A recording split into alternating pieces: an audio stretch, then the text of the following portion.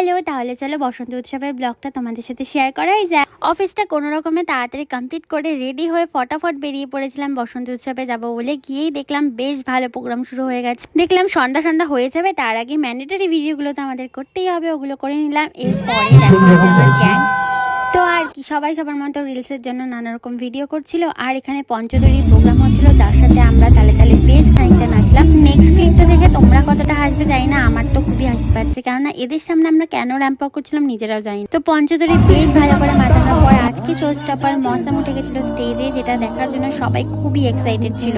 আর সত্যি বলতে আমার প্রত্যেকটা গান এত ভালো লেগেছে, আর আমি এত মজা করেছি, এত নেচেছি, সেটা বলার বাইরে। আমি ছোট থেকে বড় এভরি গ্রুপের সাথে বেশ ভালো করে মজা করতে পেরেছি। তুমি আমার সামনে মোটামুটি একটা ভালো গান চালিয়ে দেবে আর আমাকে থামিয়ে রাখা পসিবলই না। নেচে পুরো পা ব্যথা করে ওখান থেকে বেরিয়ে এসেছি।